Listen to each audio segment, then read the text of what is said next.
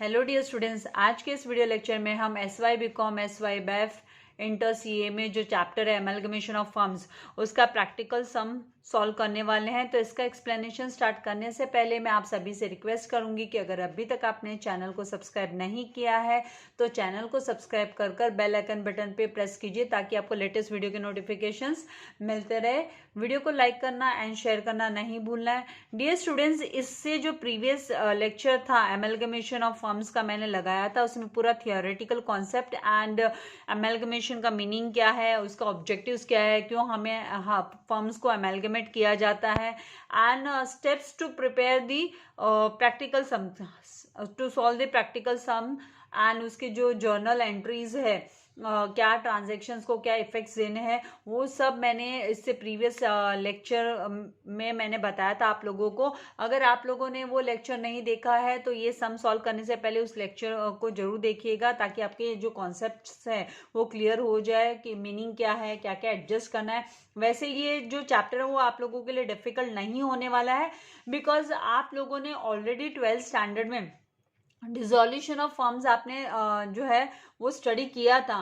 तो उसी बस थोड़ा सा उससे हटकर है, यहाँ पे जो है मर्जर होता है, अमेलगमेट होते हैं, दो डिफरेंट फर्म्स हो गए, सोल प्रोप्राइटर्स हो गए, वो अमेलगमेट होते हैं, वो म्यूचुअली वो लोग जो है एक दूसरे के साथ मर्जर कर लेते हैं और नई फर्म जो है वो तैयार होती है। तो यहाँ पे इस एग्जाम्पल के थ्रू, ये जो एग्जाम्पल मैंने लिया है, आपको चाहिए तो इस क्वेश्चन के आप स्क्रीनशॉट ले सकते हैं।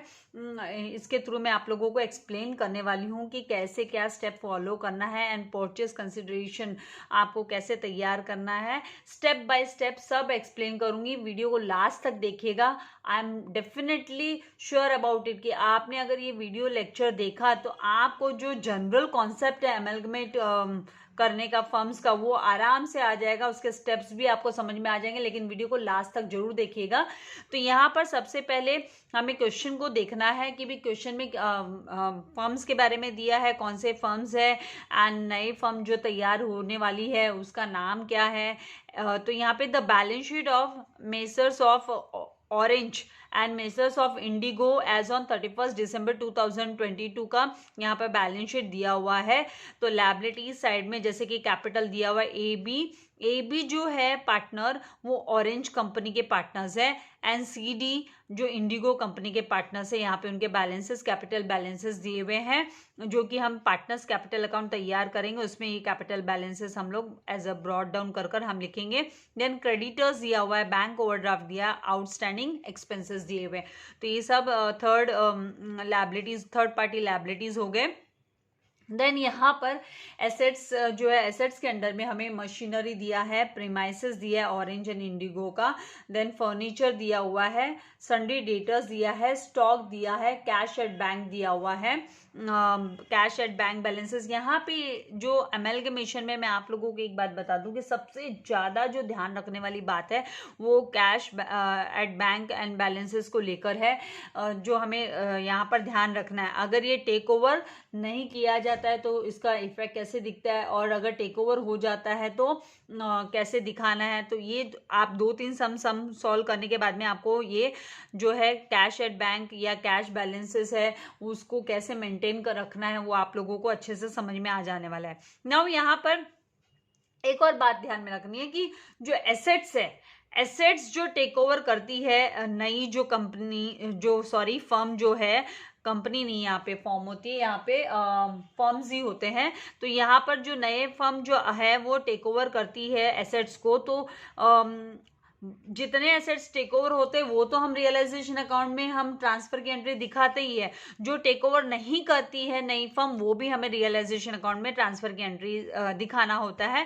जस्ट हमें कैश एट बैंक पर हमें ध्यान देना होता है कि अगर ये टेक ओवर नहीं होता है तो इसको सेपरेटली हम लोगों को जो है ओपनिंग बैलेंसेस करके कैश एट बैंक का अकाउंट बना के हम दिखाते हैं। यहाँ पर अभी जो है हमें बोला है कि the 2 firms decided to amalgamate, 2 firm ने डिसाइड किया। कौन सी 2 फर्म? तो Orange and Indigo.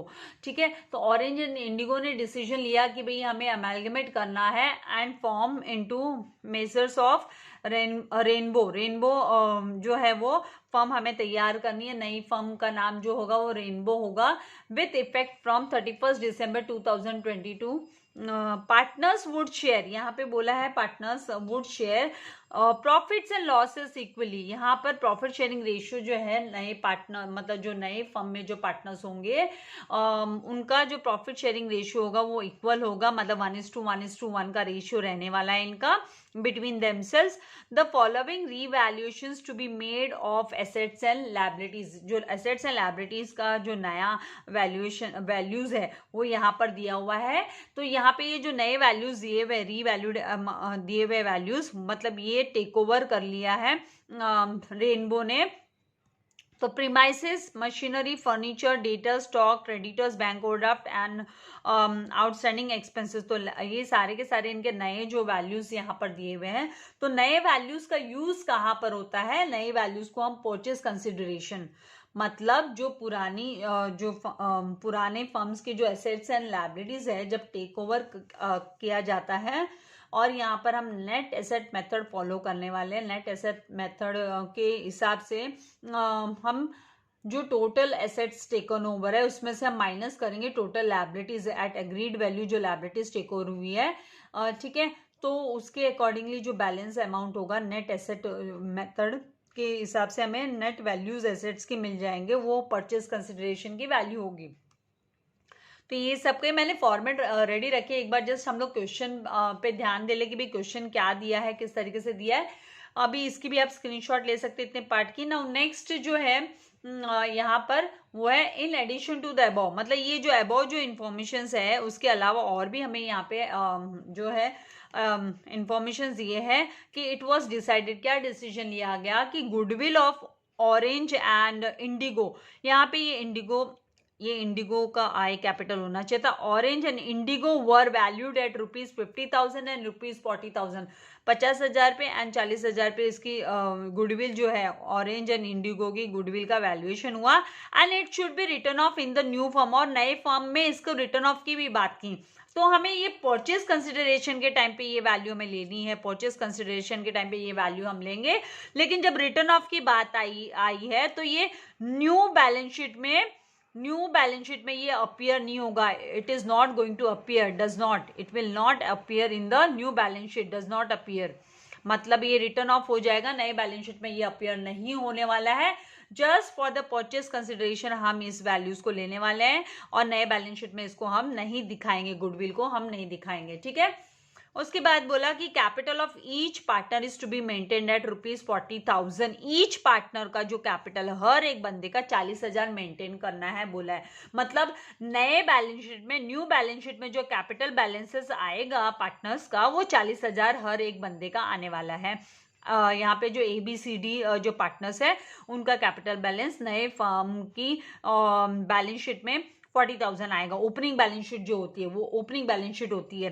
The difference if any, अगर कोई भी डिफरेंस अराइज होता है, यहाँ पे देखिए बोला है कि अगर कोई डिफरेंस अराइज होता है, जैसे कि हम सभी ने जो है सम्स किए थे एडमिशन ऑफ पार्टनर के, रिटायरमेंट ऑफ पार्टनर्स के, तो पार्टनरशिप फर्म के, तो उसमें भी हम लोगों ने ये पैटर्न सीखा था कि अगर कोई भी एक्सेस होता है या डेफिसिट होता है तो वो करंट अकाउंट के थ्रू एडजस्ट करो या कैश अकाउंट के थ्रू एडजस्ट करो। तो यहाँ पर भी हमें बोला गया है कि 40,000 का मेंटेन रखना है कैपिटल बैलेंसेस, मतलब एडजस्टेड कैपिटल हमें यहाँ पे देखना पड़ेगा कितना आता है।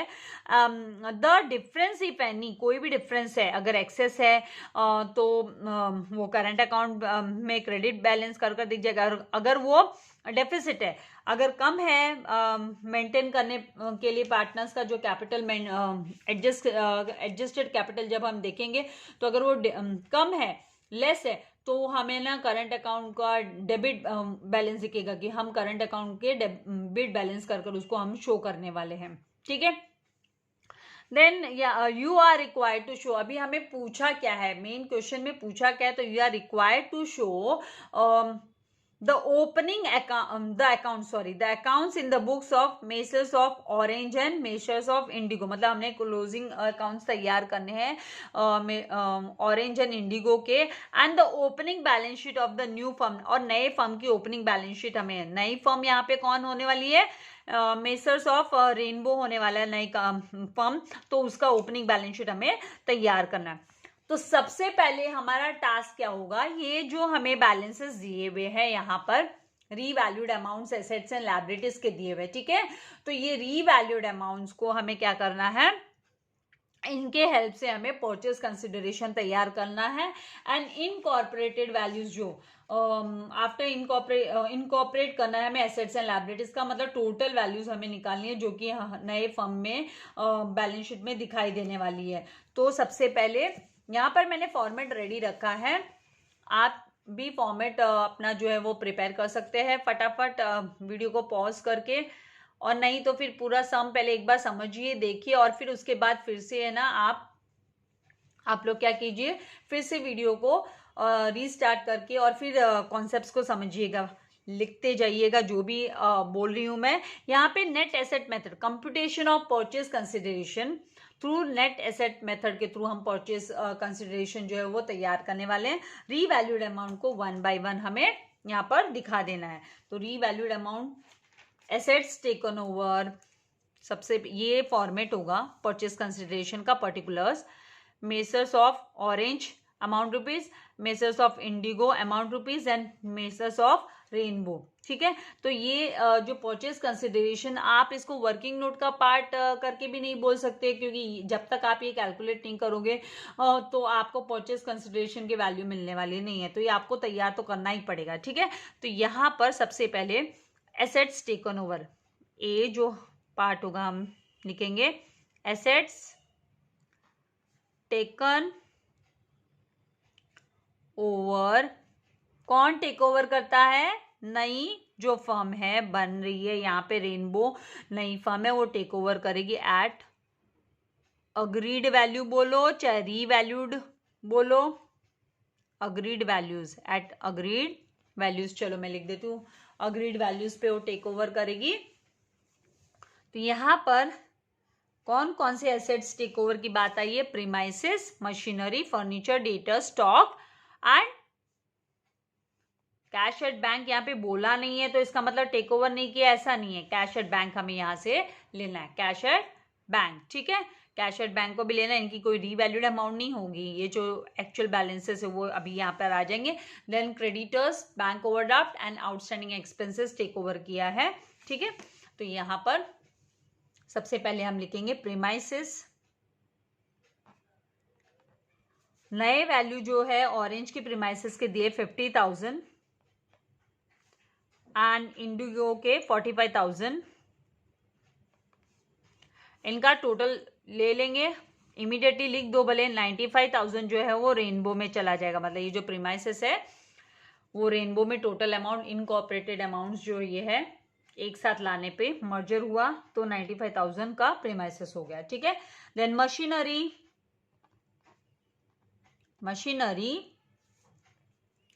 20,000 in Orange, 20,000 in Indigo, in all 40,000 की मशीनरी हो गई रेनबो के लिए।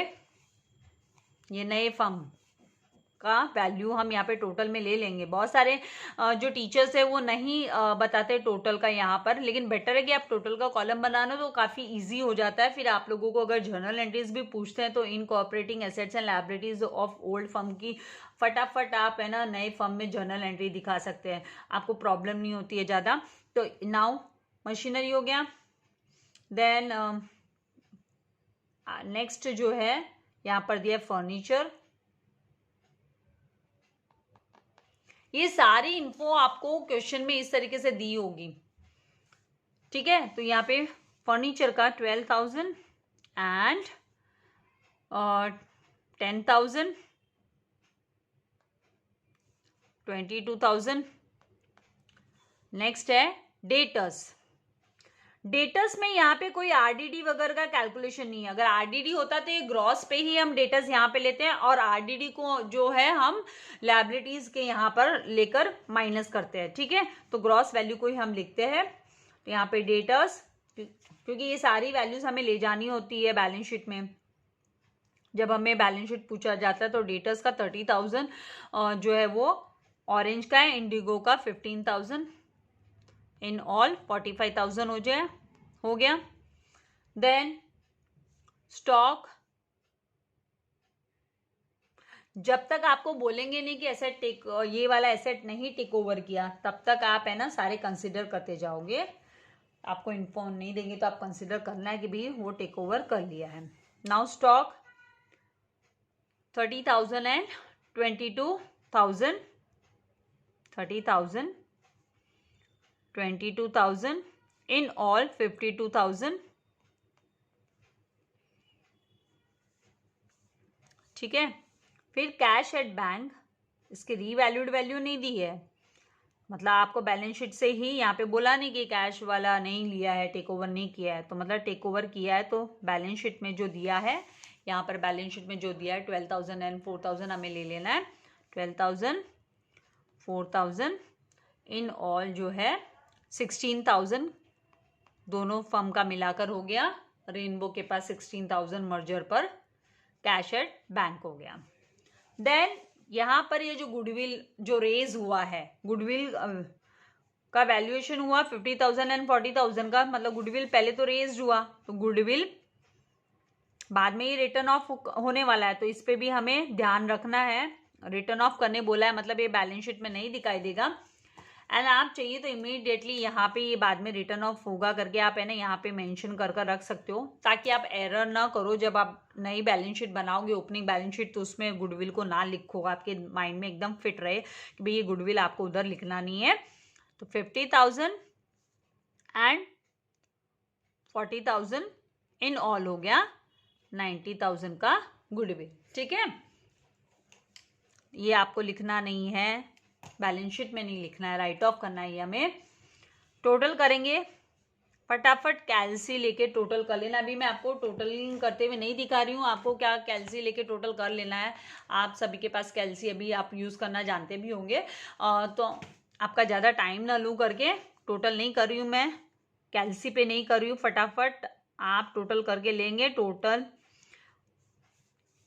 कितना आया यहाँ पर 2,04,000, ठीक है, एंड 1,56,000। इसका टोटल यहाँ पे नहीं ले रहे हैं क्योंकि यहाँ इससे हमें परचेस कंसिडरेशन की वैल्यू नहीं चाहिए। ये जो टोटल वैल्यूज हमें लेने की जरूरत नहीं है, इनकॉर्पोरेटेड वैल्यूज है, ये खाली बैलेंस शीट में हमें डायरेक्ट एसेट्स को उठा के दिखा देना है, ठीक है। क्योंकि परचेस कंसिडरेशन तो हमें ओल्ड फर्म्स का ही देखना है, राइट। तो ओल्ड फर्म्स के ही हमें सब्ट्रैक्ट करने हैं एसेट्स टेकन ओवर में से। लायबिलिटीज टेकन ओवर माइनस करने पे नेट एसेट जो मिलेगा वो परचेस कंसिडरेशन होगा। बी यहां पर होगा लायबिलिटीज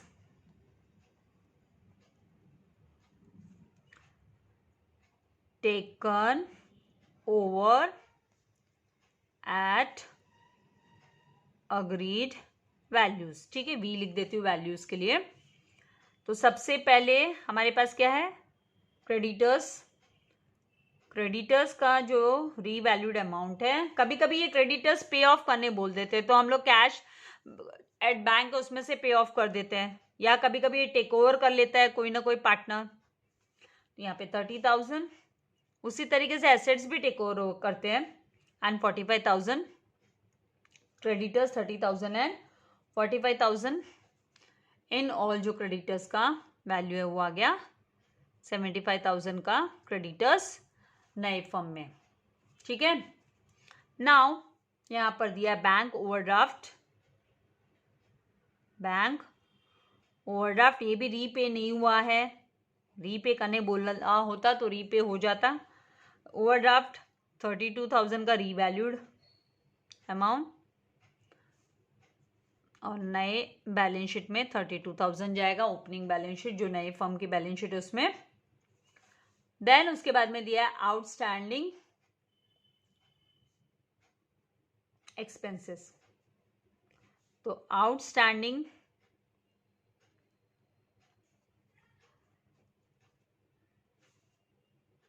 एक्सपेंसेस सम थोड़ा सा लेंदी है क्योंकि समझाना है, इसीलिए मैं दोनों भी फर्म की आपको रियलाइजेशन अकाउंट वगैरह सारे क्लोजिंग की एंट्री सब दिखाऊंगी। आउटस्टैंडिंग एक्सपेंसेस 11,000 और नेक्स्ट लेक्चर में आप लोगों को मैं जर्नल एंट्रीज कैसे फ्रेम करते हैं अलॉन्ग विथ उसके लिए भी फिर से सोल्यूशन पूरा सॉल्व करना ही पड़ेगा। रियलाइजेशन अकाउंट, परचेज कंसिडरेशन वगैरह सब तैयार करना पड़ेगा। 11,000, 4,000 इन ऑल 15,000 का आउटस्टैंडिंग एक्सपेंसेस नए फर्म की बैलेंस शीट में दिखाई देगा। लायबिलिटीज के अंडर में टोटल बी का टोटल करेंगे तो ये वैल्यूज आप चाहिए तो ब्रैकेट्स में ऐसे ले सकते हैं। तो ये ब्रैकेट जो है वो इंडिकेट करता है कि आपको लेस करना है, सब्ट्रैक्ट करना है, ठीक है। ये नेगेटिव वैल्यूज हो गए, फाइन। तो यहाँ पर टोटल करेंगे तो 73,000, फिर 49,000 और जैसे कि मैंने कहा लास्ट कॉलम की आपको टोटल करने की जरूरत नहीं है, ठीक है। मैंने ब्रैकेट में डाल दिया, ये एक्चुअली लायबिलिटीज में जाएगा, ब्रैकेट में नहीं डालते तो भी चलता। नाउ ए माइनस बी, ये आपका जो आएगा परचेज कंसिडरेशन, ठीक है। ये कैपिटल ट्रांसफर्ड बोल दो आप, यही कैपिटल जो अकाउंट में ट्रांसफर होता है। परचेज कंसिडरेशन की वैल्यू है ये, इतने में परचेज कंसिडरेशन हुआ। फर्म जो है वो ऑरेंज एंड इंडिगो बिक गई ए माइनस बी।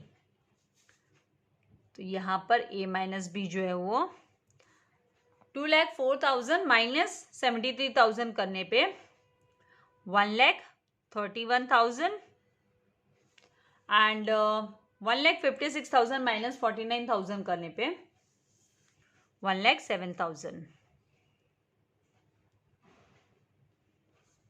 ये आगे purchase consideration value, purchase consideration को इन शॉर्ट पीसीबी बोलते हैं हम लोग, ठीक है।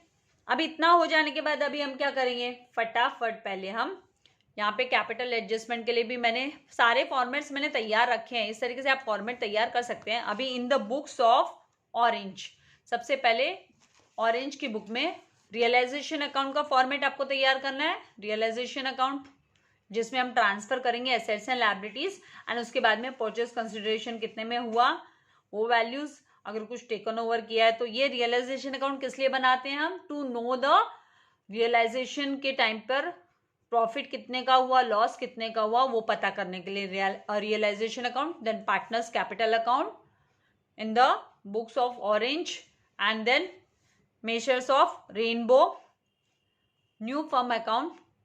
आपको इतना जो है लेजर्स तैयार करना है ओल्ड फर्म में। सेम वे में हमें इंडिगो, जो ओल्ड फर्म है इंडिगो, उसका भी रियलाइजेशन अकाउंट का format, then partners capital account का format and Rainbow new firm का अकाउंट का फॉर्मेट। एंड उसके बाद में आप लोगों को पूछा नहीं है partners capital in new firm, लेकिन मैंने बनाया इसका फॉर्मेट रखा है तैयार, क्योंकि कैपिटल एडजस्टमेंट के थ्रू समझाने के साथ साथ में आपको ये पार्टनर्स कैपिटल न्यू फर्म में कैसा होगा ये आप लोगों को पैरेलल समझाने वाली हूँ, जिससे कि आपको कॉन्सेप्ट भी जो है वो करंट अकाउंट का एकदम अच्छे से क्लियर हो जाएगा कि भाई करंट अकाउंट का डेबिट बैलेंस क्या और क्रेडिट बैलेंस क्या, कौन सा बैलेंस हम लायबिलिटीज में लिखते हैं और कौन सा हम एसेट्स में लिखेंगे। तो उसके लिए ये भी मैंने प्रिपेयर किया है। कभी कभी क्वेश्चन में पूछ लेते हैं partners capital account in the new firm भी, ठीक है।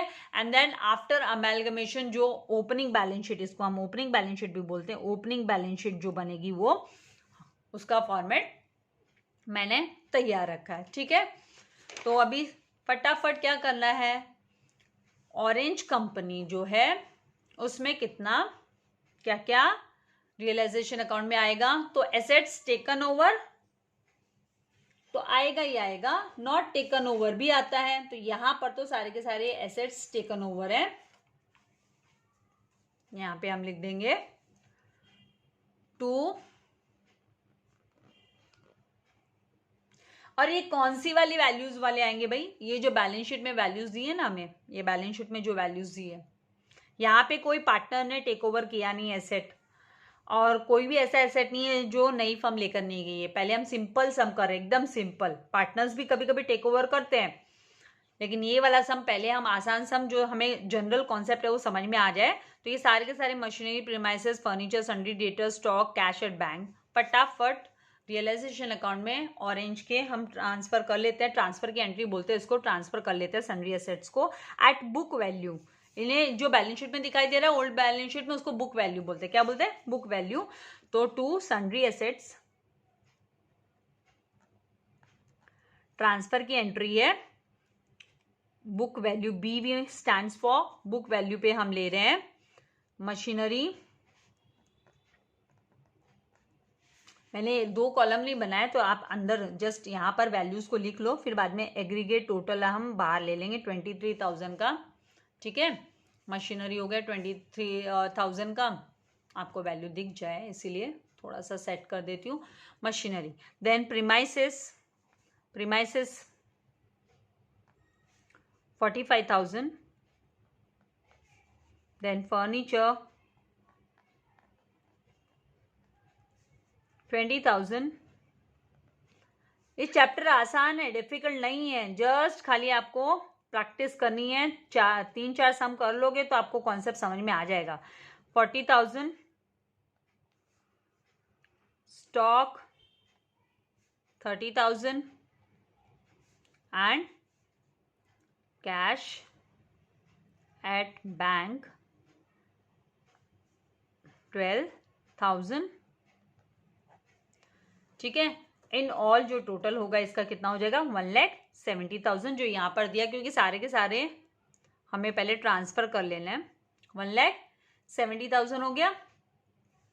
अभी आप चाहिए तो पैरेलल आप, अगर आपका फॉर्मेट तैयार है, ये तो था ऑरेंज फर्म में, आप इमीडिएटली इंडिगो में भी, अगर आपको दोनों भी अकाउंट बनाने बोला, दोनों का भी लेजर अकाउंट बनाने बोला, दोनों भी फर्म का, जो फर्म क्लोज होने वाली है, तो आप दोनों भी फर्म के रियलाइजेशन अकाउंट में क्या है, अपना पहले फटाफट चाहिए तो ये रियलाइजेशन के बैलेंसेस आप ट्रांसफर कर सकते हैं। जो ट्रांसफर के एसेट्स है, बैलेंसेस जो ट्रांसफर करने हैं आपको रियलाइजेशन अकाउंट में, सन्ड्री एसेट्स।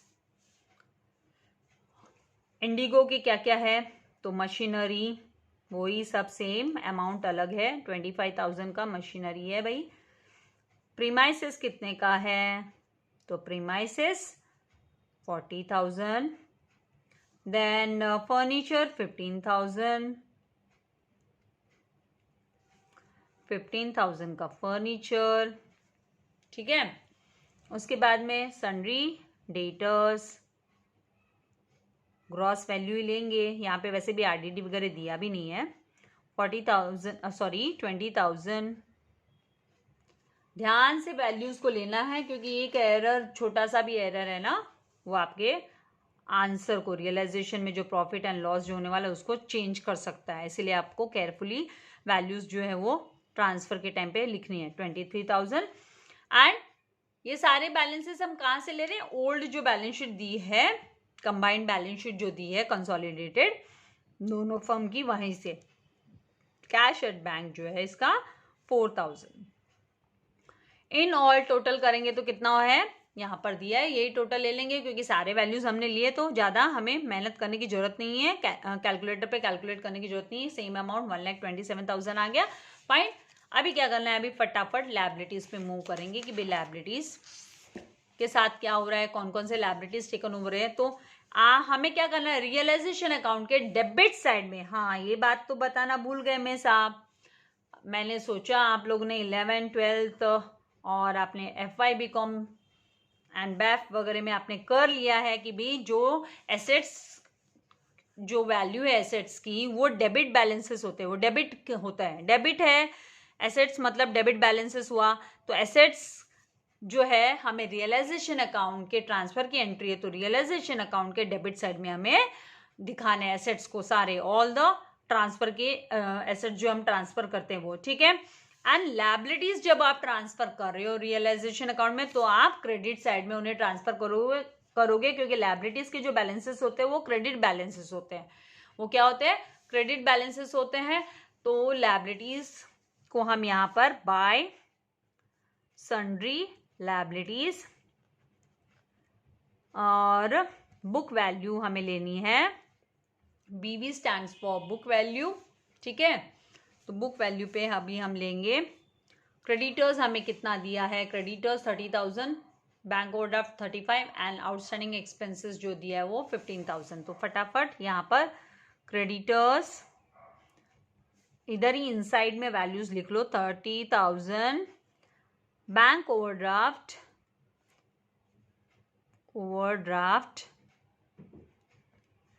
35,000,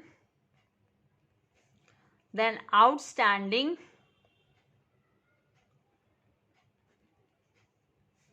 expenses 15,000। इन सब का हमें टोटल करना पड़ेगा क्योंकि लायबिलिटीज का हमने सारे के सारे अमाउंट नहीं लिए, सारे वैल्यूज नहीं लिए, राइट। तो आप ये 1,70,000 नहीं उठा सकते यहाँ से। इनका सबका टोटल कितना हुआ? तो 30,000 प्लस 35,000 प्लस 15,000। जब आप इन सबको टोटल करते हो, राइट, तो हाँ कितना हो जाता है? 80,000 हो जाता है क्योंकि 65,000 प्लस 15,000 कितना हुआ? 80,000। तो कुछ वैल्यूज जो छोटे अमाउंट है आप फटाफट उनको टोटल कर सकते हो, विदाउट कैलसी भी कर सकते हैं। इतने स्मार्ट हो आप लोग, राइट। नाउ हमें क्या करना है? रियलाइजेशन अकाउंट, ऑरेंज के रियलाइजेशन अकाउंट में लायबिलिटीज ट्रांसफर कर दिए। चलो फटाफट इंडिगो के में भी फटाफट कर देते हैं यहाँ पर। तो यहाँ पर लिखेंगे बाय सन्ड्री लायबिलिटीज, इंडिगो के अकाउंट में कर रहे हैं हम, लेजर अकाउंट्स में लायबिलिटीज, सन्ड्री लायबिलिटीज में हम क्रेडिटर्स का यहाँ पर कितना बैलेंस है? 50,000 एंड आउटस्टैंडिंग एक्सपेंस का 7,000। बैंक ओवरड्राफ्ट नहीं है, इंडिगो का बैंक ओवरड्राफ्ट नहीं है, तो क्रेडिटर्स हम लिख लेंगे 50,000, ठीक है। एंड आउटस्टैंडिंग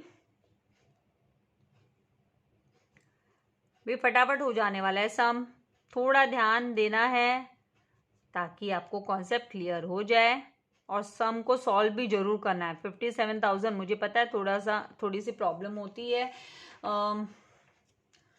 स्क्रीनशॉट वगैरह लेकर करोगे उससे अच्छा है कि आप सुनो, वैल्यूज को सुनो और फॉर्मेट तैयार रखो और फिर एक एक एंट्री जो है वो ट्रांसफर की एंट्री वगैरह आप दिखाते जाओ, वो ज़्यादा बेटर होगा। 57,000 हो गया। अब लायबिलिटीज के यहाँ से क्या बच गया? यहाँ पे पार्टनर्स का जो कैपिटल बैलेंसेस है तो वो भी आप लोगों ने कैपिटल अकाउंट्स का फॉर्मेट तैयार करके रखा है। तो पार्टनर्स कैपिटल अकाउंट यहाँ पे क्रेडिट बैलेंसेस ही दिखाई दे रहे हैं, राइट। तो CND किसका पार्टनर है? वो इंडिगो का है। तो यहाँ पे इंडिगो का पेज मेरे पास खुला है तो मैं यहाँ पे बाय बैलेंस ब्रॉट डाउन लिख देती हूँ पार्टनर्स कैपिटल में, क्योंकि ओल्ड फर्म का ही लेजर अकाउंट हम तैयार कर रहे हैं। तो यहाँ पर इनके जो बैलेंस है 30,000 एंड 40,000 लिख देते हैं उनके कैपिटल अकाउंट के, यहाँ पे 30,000 एंड 40,000। द सेम वे यहाँ पर जो है partners capital account in the books of orange, तो यहाँ पर भी A एंड B का, A का और B का 40,000 एंड 50,000 है। तो by balance brought down A का कितना है?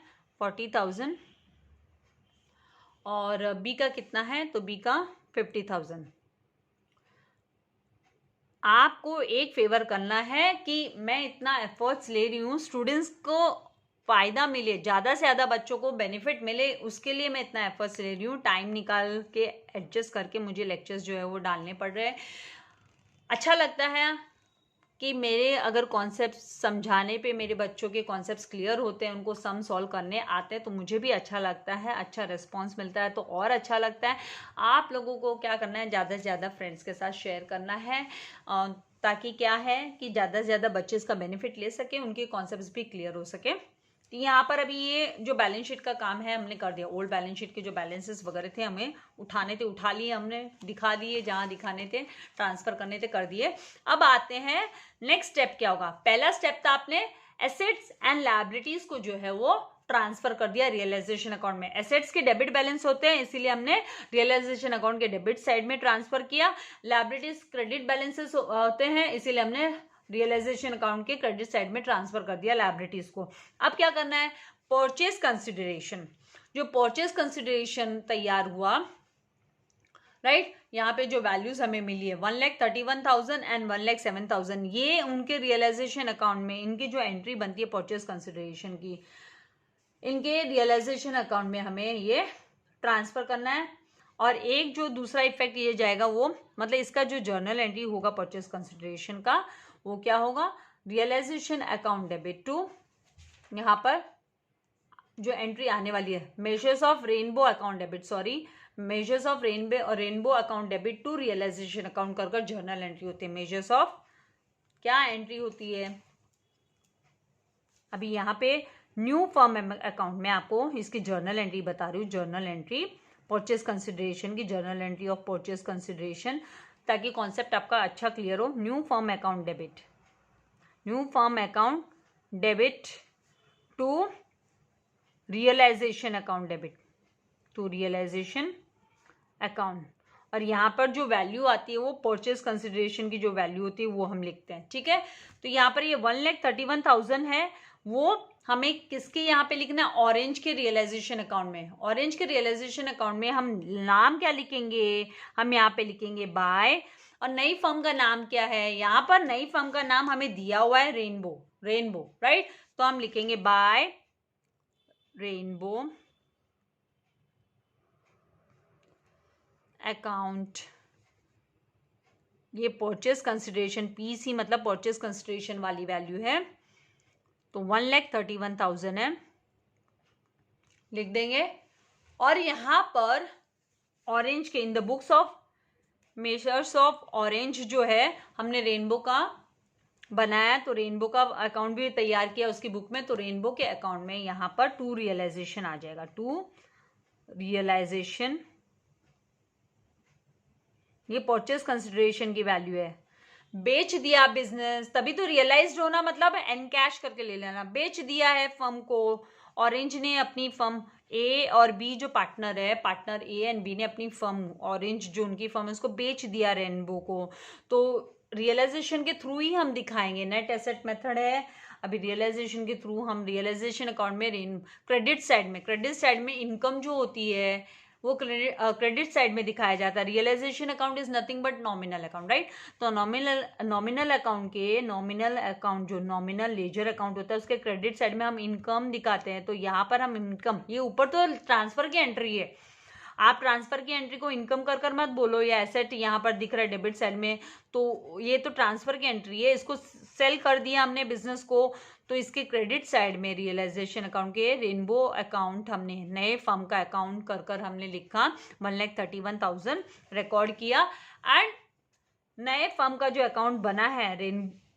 ऑरेंज ने बनाया है अपनी बुक में, वहां पर हम उसके अकाउंट में डेबिट साइड में 1,31,000 लिख देंगे, ठीक है। अब इतना स्टेप हो गया। सेम वे ये जो 1,07,000 का परचेज कंसिडरेशन जो है वो इंडिगो का है। इंडिगो को कितना रिसीव होना चाहिए रेनबो से, 1,07,000, तो इंडिगो के रियलाइजेशन अकाउंट में कितना क्रेडिट होगा, न्यू फर्म अकाउंट जो रेनबो का है वो कितना वैल्यू जाएगा, 1,07,000 रेनबो कर हम लिखेंगे, तो यहाँ पर इंडिगो का जो लेजर अकाउंट है वहां पर हम लिखेंगे by Messrs of Rainbow account, ये परचेज कंसिडरेशन है, नई फर्म जो दे रही है वो 1,07,000 इसको देने के लिए अग्री हो गई। नेट एसेट मेथड के थ्रू हमने निकाला, net asset method purchase consideration निकाला, तो 1,07,000 जो है इंडिगो को रिसीव होगा, ठीक है। अब क्या करेंगे, इतना स्टेप हो गया, परचेज कंसिडरेशन वगैरह हमने दिखा दिया। यहां पर रेनबो का अकाउंट बना गया है, इंडिगो में भी रेनबो का लेजर अकाउंट बना है, तो वहां पर भी हमें टू रियलाइजेशन जर्नल एंट्री होती है, new firm account debit to realisation account, purchase consideration वाली entry, new firm account debit to क्या होती है? Realisation account, right? Purchasing firm बोलो या न्यू फर्म, जो ड्यू का परचेस कंसिडरेशन ड्यू की जो एंट्री होती है, तो यहां पर हम टू रियलाइजेशन अकाउंट 1,07,000 हम दिखा देंगे। ठीक है, अब क्या करेंगे? अब आ जाते हैं क्लोज करने का काम। रियलाइजेशन अकाउंट को क्लोज करना है, सब कुछ हो गया, क्लोज करना है, परचेस कंसिडरेशन वगैरह दे, ड्यू की एंट्री दिखा दी हमने, अकाउंट को क्लोज करेंगे रियलाइजेशन अकाउंट को। तो आपको चेक करना है कि भाई डेबिट बैलेंस है कि क्रेडिट बैलेंस है, which side is more, debit side is मोर या क्रेडिट साइड। यहाँ पे 1,70,000 है, यहाँ पे कितना हो जाता है टोटल करने पे? 2,11,000, 1,831, हाँ 2,11,000, तो credit side is more. Realisation account का क्रेडिट साइड मोर होना मतलब credit balance, on credit balance होना, किसी भी नॉमिनल अकाउंट का क्रेडिट बैलेंस होना, इसको बोला जाता है क्रेडिट बैलेंस होना। क्रेडिट साइड मोर मतलब क्रेडिट बैलेंस होना, तो किसी भी नॉमिनल अकाउंट का क्रेडिट बैलेंस होना मतलब प्रॉफिट। तो यहाँ पर नॉमिनल अकाउंट ही प्रिपेयर करते हैं profit and loss find out करने के लिए, तो यहाँ पर 2,11,000 इज मोर देन 1,70,000। तो जो डिफरेंस आएगा वो कितने का डिफरेंस आ रहा है? ये जो डिफरेंस है वो 41,000 का आ रहा है। तो 41,000 is what? It is profit, realisation profit. ये कहाँ पे जाएगा, किसको रिसीव होगा? तो ये ओल्ड पार्टनर्स जो है, ऑरेंज फर्म के जो पार्टनर्स है उसको रिसीव होगा। तो हम यहाँ पे लिखेंगे टू रियलाइजेशन प्रॉफिट ट्रांसफर्ड, ये रियलाइजेशन प्रॉफिट हुआ ट्रांसफर्ड टू पार्टनर्स कैपिटल। ठीक है, तो यहां पर लिखेंगे A B, A and B. A and B अभी कौन से रेशियो में ये डिस्ट्रीब्यूट करेंगे, उनको कौन से रेशियो में प्रॉफिट मिलेगा? क्या हमें यहाँ पे ओल्ड रेशियो दिया है क्या? Profit sharing ratio, old profit sharing ratio तो नहीं दिया है, नहीं दिया है। तो जब प्रॉफिट शेयरिंग रेशियो नहीं दिया होता है तो हमें इक्वली डिस्ट्रीब्यूट कर देना है। तो यहाँ पर हम ए एंड बी को इक्वली जो है प्रॉफिट रियलाइजेशन का जो प्रॉफिट हुआ है वो डिस्ट्रीब्यूट कर देंगे। तो 41,000 डिवाइडेड बाय 2 भी कर देखोगे आप तो 20,500, बट देखो 40,000 का आधा होता है 20,000 और 1,000 का आधा होता है 500, तो 20,500। चलो फटाफट आपको ये जो रियलाइजेशन प्रॉफिट है वो क्या कर देना है? पार्टनर्स के कैपिटल अकाउंट में, ये रहा पार्टनर्स का कैपिटल अकाउंट, तो इसमें आपको क्या कर देना है? ट्रांसफर कर देना है। तो ये कौन से साइड जाएगा? तो ये यहाँ पर डेबिट साइड में दिखाई दे रहा है, यहाँ पे क्रेडिट होगा। पार्टनर्स को तो फायदा हुआ है ना, तो उनके अकाउंट में, उनके पर्सनल अकाउंट हो गया ये ना, तो उसमें क्या हो जाएगा? क्रेडिट हो जाएगा। तो बाय रियलाइजेशन, ये प्रॉफिट है। ठीक है, तो by realisation profit realisation account से आया 20,500, 20,500। ठीक है, अब क्या करना है? तो अब पार्टनर्स कैपिटल अकाउंट को क्लोज करो फटाफट। पार्टनर्स कैपिटल को क्लोज करने पे जो भी बैलेंसिंग फिगर होगा वो न्यू फर्म के अकाउंट में चला जाएगा। कहाँ जाएगा? ये जो न्यू फर्म का अकाउंट बनाया हमने ऑरेंज की बुक में, ओल्ड फर्म की बुक में जो लेजर अकाउंट बनाए हमने, realisation account, then partners capital account and Rainbow new firm का अकाउंट हमने बनाया, तो उस न्यू फर्म के अकाउंट में ये बैलेंसेस जाएंगे। यहाँ पर जो पार्टनर्स कैपिटल क्लोज करेंगे तो कितना आ गया? ये 60,500, ये हो गया 70,500। यहाँ पर लिखेंगे 60,500 क्रेडिट बैलेंस है, 70,500 बैलेंसिंग फिगर आ गया 2। इसको हम क्या लिखेंगे? ये रेनबो, ये नया फर्म का नाम क्या है? रेनबो। तो हम यहाँ पे चलो 2 रेनबो अकाउंट, 60,500, 70,500। ठीक है, तो ये जो बैलेंसिंग फिगर आएगा वो कहाँ आ जाएगा? रेनबो अकाउंट में, क्रेडिट साइड में। ये अभी डेबिट में इधर दिख रहा है ना, ये क्रेडिट बैलेंस है, क्रेडिट साइड में आ जाएगा। क्रेडिट बैलेंस हुआ क्रेडिट साइड में ही रेनबो केस में आएगा, जहां पर हम लिखेंगे by S capital account 60,500 by B's capital account 70,500। अब आप देखोगे कि ये जो रेनबो का अकाउंट है वो क्या हो जाएगा, टैली हो जाएगा, क्लोज हो जाएगा। रफा दफा हिसाब किताब 1,31,000 1,31,000। ठीक है, इसी तरीके से आपको क्या करना है, सेम आपको ये था ऑरेंज का, लास्ट में आपको सारे स्क्रीनशॉट दे देती हूँ। पहले अभी ऑरेंज का हो गया, अभी इसी तरीके से इंडिगो का हमें क्या करना है, क्लोज करना है। तो सबसे पहले रियलाइजेशन अकाउंट को क्लोज करेंगे। तो यहाँ पे देखेंगे कि रियलाइजेशन अकाउंट का कौन सा साइड, डेबिट साइड की क्रेडिट साइड मोर है, तो क्रेडिट साइड का टोटल ज़्यादा है। यहाँ पे 1,27,000 और यहाँ पर हम देखेंगे तो यहाँ पर कितना आ जाता है, 1,64,000 जो है वो टोटल आता है, राइट। तो 1,64,000 इज मोर, तो यहाँ पे 1,64,000, यहाँ पर भी 1,64,000 लिख लेंगे। क्रेडिट साइड मोर है रियलाइजेशन अकाउंट का, तो मतलब प्रॉफिट हुआ। नॉमिनल अकाउंट का क्रेडिट साइड मोर होना मतलब कोई भी नॉमिनल अकाउंट हो उसका क्रेडिट साइड मोर है, मतलब वो क्या, प्रॉफिट है। जैसे हम लोग ट्रेडिंग अकाउंट भी नॉमिनल अकाउंट है तो उसका क्रेडिट साइड मोर मतलब ग्रॉस प्रॉफिट हुआ। प्रॉफिट एंड लॉस अकाउंट का क्रेडिट साइड मोर है, दैट इज नॉमिनल अकाउंट, तो वो हमें क्या हुआ, नेट प्रॉफिट हुआ। वैसे रियलाइजेशन अकाउंट का क्रेडिट साइड मोर है तो हमें मतलब रियलाइजेशन अकाउंट बनाने पे हमें प्रॉफिट रिसीव हुआ। तो to realisation profit transferred to capital account, ये कैपिटल अकाउंट्स में चला जाएगा। किसके कैपिटल में, तो इंडिगो के जो पार्टनर्स है वो C&D है, तो C&D के, तो seize capital account and Ds capital में चला जाएगा। बैलेंसिंग फिगर यहाँ पर कितना बनकर आ रहा, 1,64,000 में से आपको 27,000 माइनस करना है। डिफरेंस जो आएगा वो कितने का आता है, 37,000 का डिफरेंस आता है। यस, 37,000 डिस्ट्रीब्यूट कर देंगे, इक्वली डिस्ट्रीब्यूट करेंगे। ये जो है बैलेंस C&D को हम इक्वली ही दे देंगे, क्योंकि यहाँ पे कोई हमें रेशियो मेंशन नहीं किया है, profit sharing ratio. Equally divide by 2 करो, 37,000 को डिवाइड बाय 2 करोगे तो 18,500 एंड 18,500 आ जाएगा। एंड अभी इसे क्या करना है, ये हमें क्रेडिट कर देना है पार्टनर्स के कैपिटल अकाउंट में।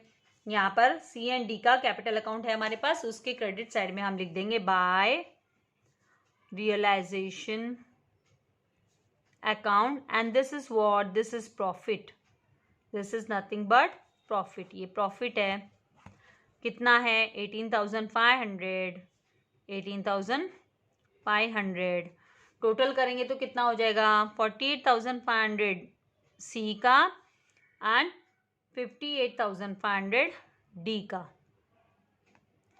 ठीक है, अब फिर क्रेडिट बैलेंस आ गया, तो नए फर्म में क्रेडिट होने वाला है ये 48,500, 58,000 ट्रांसफर जो होगा ना कैपिटल नए फर्म में, वो 48,500 एंड 58,500 कैपिटल जो है वो ट्रांसफर होगा। तो नया फर्म है टू रेनबो अकाउंट, ये बैलेंसिंग फिगर है, यहाँ से मिल गए हमको। ठीक है, अभी इन्हें कहाँ ट्रांसफर करना है, ये चले जाएंगे रेनबो अकाउंट के क्रेडिट साइड में। रेनबो अकाउंट इंडिगो में भी बनाया हमने नए फर्म का अकाउंट, तो यहाँ पर सीज कैपिटल अकाउंट। एंड आप देखोगे मजे की बात, जो परचेस कंसिडरेशन की जो वैल्यू हमें मिली है वो ये जो कैपिटल ट्रांसफर हो रहे हैं नए फर्म में C&D के, तो उसका टोटल और परचेस कंसिडरेशन सेम वैल्यू होंगे। देखो, इसलिए ये जो अकाउंट है वो आप जब टोटल करते हो तो यहाँ पे ये वैल्यू सेम हो जाती है, टैली हो जाता है ये अकाउंट, न्यू फर्म का अकाउंट। ड्यू की एंट्री ट्रांसफर करने के बाद ये सीज कैपिटल, सॉरी यहाँ पे लिखना भूल गई, डीज कैपिटल अकाउंट। आई होप आपको कॉन्सेप्ट समझ में आ रहे हैं। समझ में आ रहा है तो जरा फटाफट कमेंट बॉक्स में लिख दीजिए, टेक्स्ट कर दीजिए, मुझे भी अच्छा लगेगा। इतना हो गया। अब क्या करना है, चलो ये जो एंट्रीज तो हो गई हमारी, मतलब हमने क्या कर दिया, accounts in the books of, क्या क्वेश्चन हमारा सॉल्व हो गया। ये जो पहला क्वेश्चन पूछा गया था हमें कि you are required to show the accounts in the books of Orange and Indigo, तो वो तो हमने कर दिया, लेजर अकाउंट्स तो हमने बना दिए दोनों के बुक में, राइट। अब हमारा नेक्स्ट स्टेप है opening balance sheet of the new firm, हमें नए फर्म की ओपनिंग बैलेंस शीट बनाने बोला है, तो उसके लिए हमें एडजस्टेड कैपिटल जो है ना, कैपिटल एडजस्टमेंट करना पड़ेगा। हमें क्या करना पड़ेगा, सबसे पहले कैपिटल एडजस्टमेंट कर लो, या फिर आप पहले ये जो अगर आपके पास समय अगर कम होता है, मान लो आप सम सॉल्व करते करते आपका समय ज़्यादा लग गया, तो आपको अभी तक कैपिटल एडजस्टमेंट तो आपने कैलकुलेट किया नहीं है, लेकिन आपके पास ये जो इनकॉर्पोरेटेड वैल्यूज है जो एसेट्स एंड लायबिलिटीज के, तो अगर समय शॉर्ट पड़ता है तो फटाफट पहले चलो मैं यही दिखा देती हूँ, ये सारे जो एसेट्स है एक्सेप्ट गुडविल, गुडविल को छोड़ के ये सारे इनकॉर्पोरेटेड जो वैल्यूज है, जो इनकॉर्पोरेट कर दिया, मतलब आपने एक साथ लेकर आगे मर्ज करने पर ये वैल्यूज को आप फटाफट नए फर्म की जो बैलेंस शीट आप बनाओगे, ये न्यू फर्म की बैलेंस शीट हुई, opening balance sheet of the new firm in the books of rainbow. Rainbow नई फर्म है तो उसकी बुक में ये जो बैलेंस शीट आप तैयार कर रहे हो, तो वहां पे एसेट्स के यहाँ पे इनकॉर्पोरेटेड जो वैल्यूज आपकी आई है, ये सारी premises 95,000, machinery 40,000, furniture 22,000, debtors 45,000, stock 52,000, cash at bank 16,000, ये फटाफट आपको लिख लेना है। तो लेट्स नोट इट डाउन फटाफट, एसेट्स के यहाँ पे one by one, premises incorporated values लेना है, टोटल कितना है 95,000, देन मशीनरी, कोई डेप्रिसिएशन वगैरह नहीं है, कभी कभी कैलकुलेट करने बोलते हैं, मशीनरी 40,000,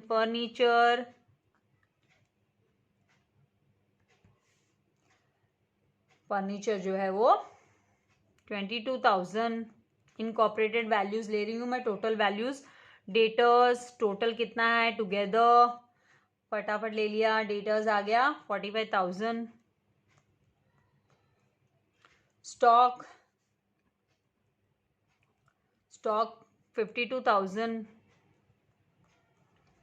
कैश है, बैंक, गुडविल लेना है क्या, नहीं लेना है, गुडविल को रिटर्न ऑफ करने बोला है न्यू फर्म में, तो गुडविल हमें नहीं लेना है। 16,000 यहाँ पे देखिए गुडविल की वैल्यू हमें नहीं लेनी है, 90,000 तो हमें राइट ऑफ करना है नए फर्म में, और ये टोटल 90,000 जो है ना चारों में, ABCD चारों का जो एक साथ की वैल्यू हमें लेना है, 50 एंड 40 को सेपरेट नहीं लेना है, हमें 90,000 को हमें प्रोपोर्शनेटली हमें राइट ऑफ करना है।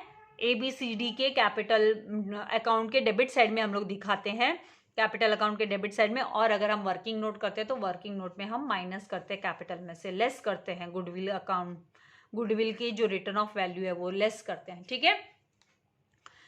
पहले तो हमने ऐड कर दिया, फिर हम माइनस कर रहे हैं, राइट ऑफ कर रहे हैं, क्योंकि हम नए बैलेंस शीट में नहीं दिखाने वाले इसीलिए, ठीक है, क्योंकि नहीं तो बोलोगे मिस पहले ऐड कर रहे हैं फिर माइनस कर रहे हैं, ऐसे क्यों कर रहे हैं। अगर हम पहले ऐड नहीं करते तो परचेस कंसिडरेशन की वैल्यू जो है 50,000 कम आती, समझे, तो उसको उन्होंने गुडविल जो अपनी बनाई थी मार्केट में उसकी वैल्यू उनको रिसीव होनी चाहिए, बाद में नए फर्म में वो नहीं दिखाना चाहते हैं, नए फर्म की गुडविल तो नए तरीके से तैयार होगी, बाद में होगी, राइट, रेपुटेशन वो नहीं दिखाना चाहते, उन्होंने डिसीजन लिया, म्यूचुअली उन्होंने अग्री किया है ये, ठीक है।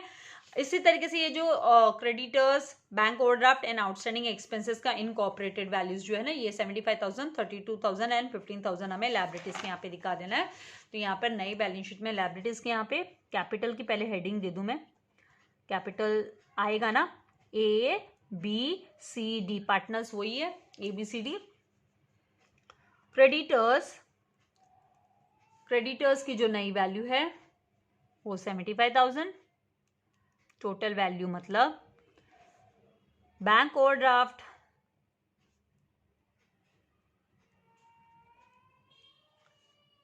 32,000, then outstanding expenses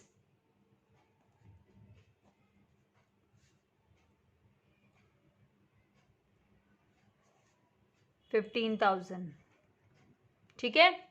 अब इतना आपका काम हो गया।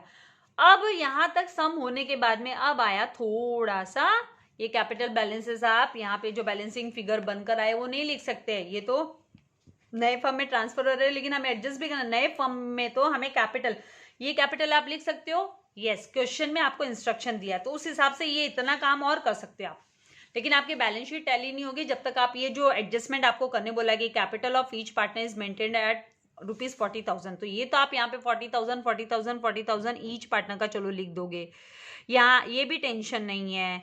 तो क्या ऐसे करने पे बैलेंस शीट टैली हो जाएगी? नहीं होगी। चलो कितना आया? 4 4 4 4 4 4 जा 16 होता है, तो 1,60,000 टोटल कैपिटल हो गया। ठीक है, नहीं होगी टैली क्योंकि करंट अकाउंट में क्या बैलेंसेस आए, क्या डेफिसिट होगा कि सरप्लस होगा, वो एडजस्टमेंट हमें देखना है, कैपिटल एडजस्टमेंट।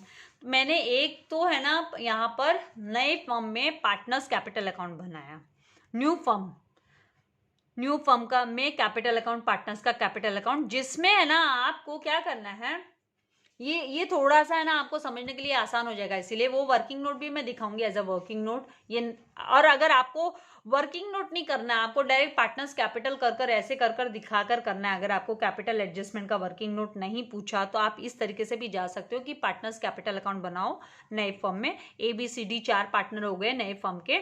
यहाँ पर है ना आप बाय बैलेंस ब्रॉट डाउन लिखो, by balance brought down ABCD का। अब ये कौन सा बैलेंस ब्रॉट डाउन लिखोगे? क्या आप ये 40,000 लिखोगे? नहीं, ये तो आपका जो पार्टनर्स कैपिटल में टू बैलेंस कैरिड डाउन करके आने वाला, इतना तो मेंटेन करने बोला है, ये बैलेंस कैरिड डाउन की जगह पे आएगा 40,000। ये सबसे इंपॉर्टेंट एडजस्टमेंट है जो देखना बहुत जरूरी है आप लोगों के लिए, 40,000। ठीक है, ये तो बैलेंस कैरिड डाउन के यहाँ पर आने वाला है भाई। तो यहाँ पर बैलेंस ब्रॉट डाउन में टीचर हम क्या लिखें, व्हाट टू राइट मिस? नहीं समझ में आ रहा, बैलेंस ब्रॉट डाउन में हमें क्या लिखना है? तो बैलेंस ब्रॉट डाउन में ये जो यहाँ पर आपको पार्टनर्स कैपिटल अकाउंट में, जो ओल्ड फर्म में जो पार्टनर्स कैपिटल अकाउंट में यहाँ पे क्लोजिंग में आपको ये जो बैलेंसिंग फिगर दिखाई दे रहे थे ना रेनबो के, यहाँ पे देखो रेनबो में हमने ट्रांसफर किए, तो रेनबो के अकाउंट में कितने कैपिटल आपने, सी का डी का कितना, 48,000 58,500, ये सी एंड डी का जो है ये ट्रांसफर हमें करना है, ये कैपिटल हमें ट्रांसफर करना है, ब्रॉट डाउन कर लिखना है हमें। और यहाँ पर ए एंड बी का कितना है, 60,500 एंड बी का 70,500, तो ये हम बैलेंस ब्रॉट डाउन कर नए फर्म का जो कैपिटल अकाउंट बनाने बोला अगर आपको, तो वहां पर आप लिखोगे। ये आपको यहाँ इस क्वेश्चन में पूछा नहीं है, लेकिन मैं आपको दोनों भी तरीके से बताने वाली हूँ कैपिटल एडजस्टमेंट, जो जिससे आपको करंट अकाउंट में डेबिट बैलेंस कब, क्रेडिट बैलेंस क्या, कहाँ पे लायबिलिटी में कौन सा अमाउंट लिखना, एसेट्स में कौन सा लिखना, वो अच्छे से इसके थ्रू कॉन्सेप्ट आपको ज़्यादा अच्छे से समझ में आ जाएगा। 60,500 70,500 एंड यहाँ से ले लेंगे 48,500 एंड 58,500, तो यहाँ लिख लेना है 48,500 58,500। ठीक है, अब क्या करना है, डेबिट साइड में गुडविल रिटर्न ऑफ जो कर रहे हैं वो डेबिट साइड में, कभी भी जो रिटर्न ऑफ की एंट्री होती है गुडविल की, वो partners capital account debit to goodwill account करके लिखते हैं हम, तो टू गुडविल, और ये रिटर्न ऑफ कौन से रेशियो में रिटर्न ऑफ करेंगे, new profit sharing ratio, new PSR, new profit sharing ratio में रिटर्न ऑफ करेंगे। और यहाँ पर नया प्रॉफिट शेयरिंग रेशियो क्या है बच्चा, यहाँ पे देखिए return of in the new firm में जो नया फर्म का रेशियो होगा उसी में हम जो है रिटर्न ऑफ करेंगे। तो यहाँ पे नया फर्म का रेशियो हमें इक्वली बोला, इक्वली, ये क्या बोला, इक्वली आप क्या कर दो, रिटर्न ऑफ कर दो, बोला इक्वली द न्यू फर्म का रेशियो, जो न्यू फर्म डिसाइड करती है गुडविल का रेशियो, राइट।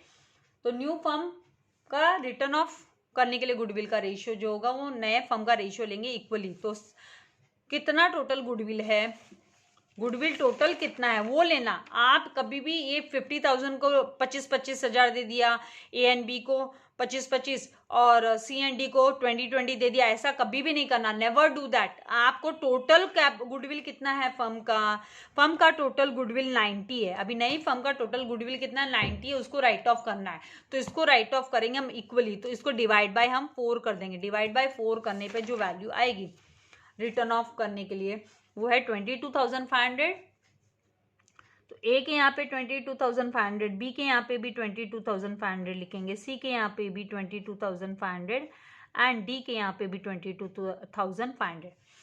इतना काम आपको करना है। इतना करने के बाद में क्या, पहले तो ब्रॉड डाउन करो वैल्यूज। ब्रॉड डाउन कौन सी वैल्यू होगी, नए फर्म में कैपिटल अकाउंट के अंडर में ए बी सी डी मतलब जो पार्टनर्स है उनका ब्रॉड डाउन वैल्यू होगा, जो हमें ओल्ड फर्म के लेजर के यहाँ से, ओल्ड फर्म में जो हम नए फर्म का अकाउंट बनाते लेजर अकाउंट, वहाँ से मिलेगा हमें। तो यहाँ पे 48,500, 58,500 सी एंड डी का हमने लिखा, and same way A and B का भी हमें नया फर्म का जो लेजर अकाउंट बनाया था ऑरेंज में, ऑरेंज की फर्म में, वो ही बैलेंसेस हमने उठाए यहाँ पे 60,500 एंड 70,500। एंड नए फर्म कितना मेंटेन करना चाहती है कैपिटल, तो वो 40,000 ईच पार्टनर का वो चाहती है कि 40,000 ही हर एक पार्टनर का कैपिटल होगा, ठीक है। बाकी का जो एक्सेस है एंड डेफिसिट जो होगा वो करंट अकाउंट में चला जाएगा, करंट अकाउंट के थ्रू हमें एडजस्ट करना है।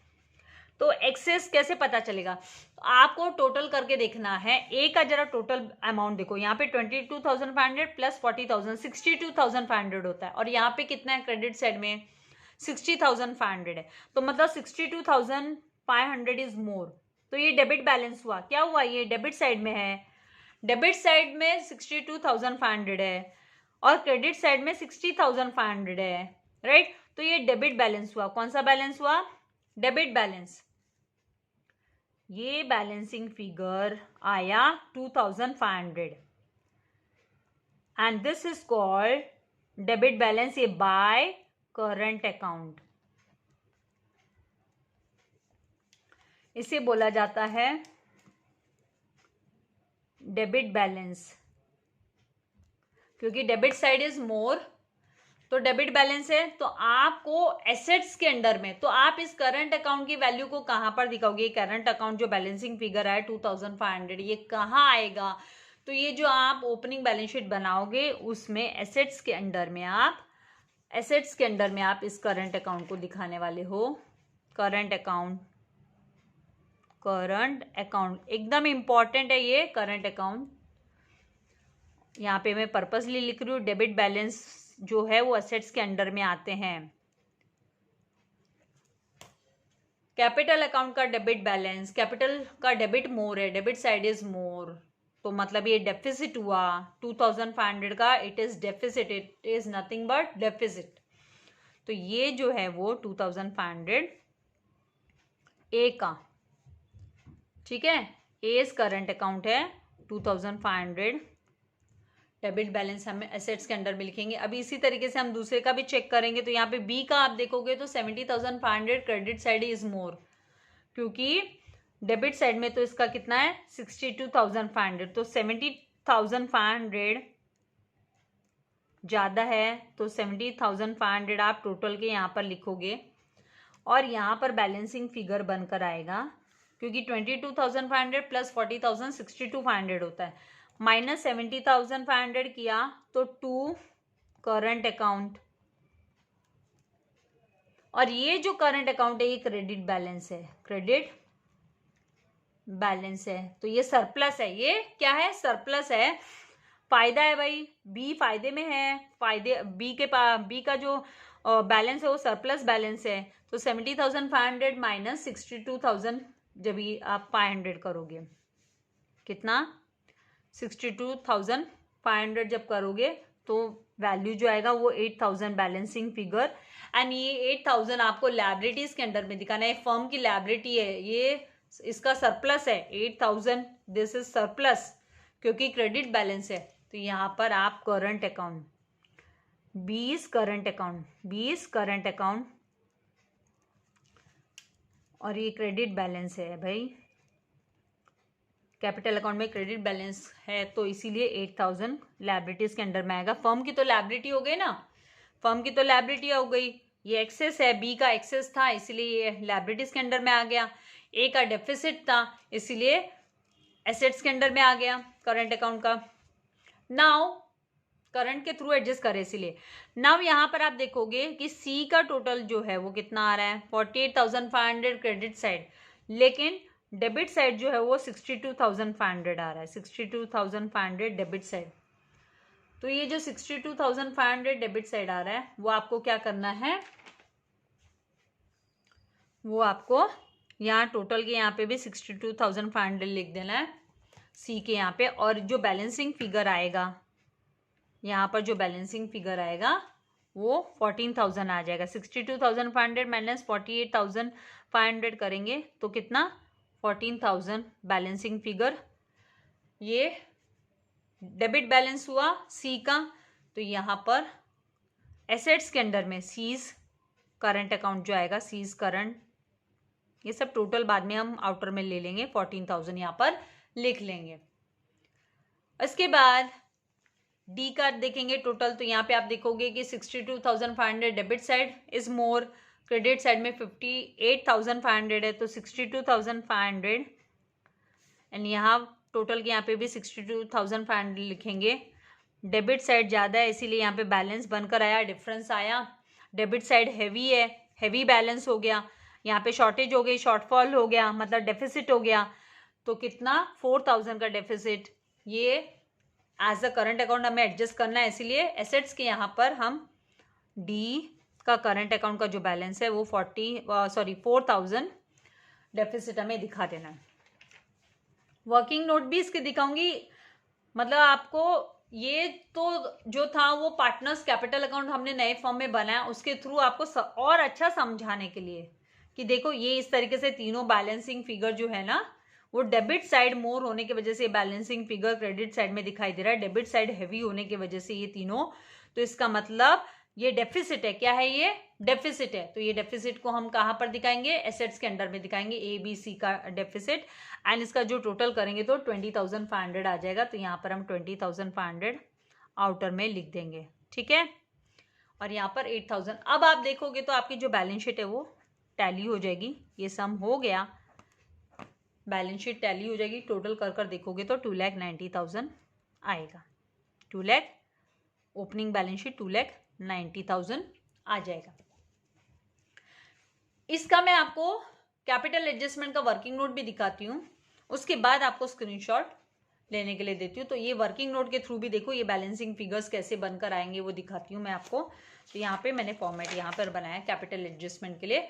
तो कैपिटल एडजस्टमेंट ऑफ ABCD, तो यहाँ पर कौन सा कैपिटल लिखेंगे, सबसे पहले capital transferred from old firm, transfer TRFD लिख देती हूँ, from old firm. Old firm से कौन सा कैपिटल ट्रांसफर होगा भाई, ये जो यहाँ पर ओल्ड फर्म में हमने न्यू फर्म का जो अकाउंट बनाया वहां से, ये 60,500 70,500, ए का 60 है, सॉरी 60,500, बी का 70,500 एंड सी का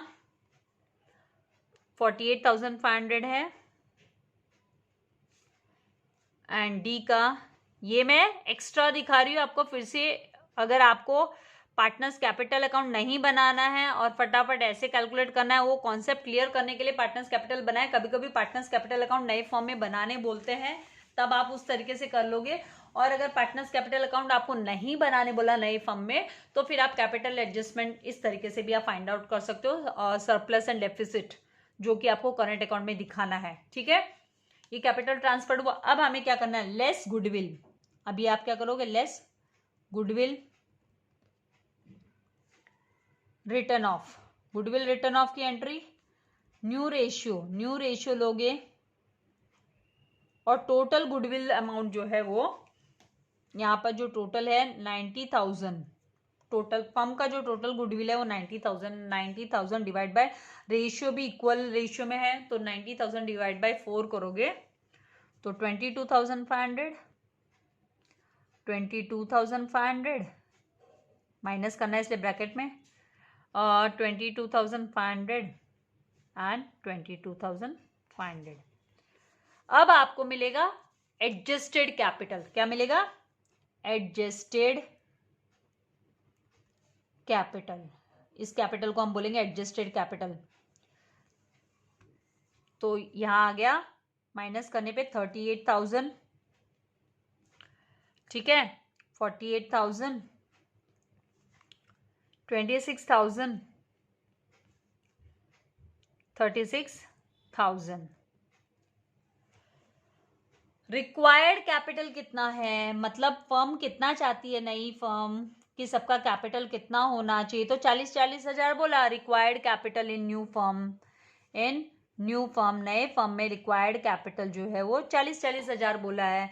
तो 40,000, 40,000, 40,000 एंड 40,000, ठीक है।